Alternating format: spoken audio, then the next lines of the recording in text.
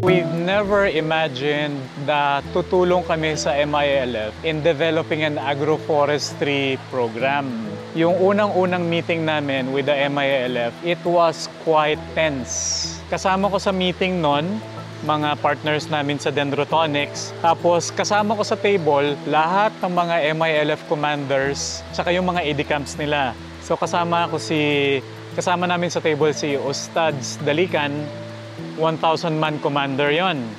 Tapos kasama namin sa lamesa si Commander Taruk, 3,500-man commander siya. Tapos kasama namin sa table si Commander Ama. He's a 100,000-man military force commander. Ngayon, nung nagkita kami ni Commander Ama, he wouldn't make eye contact.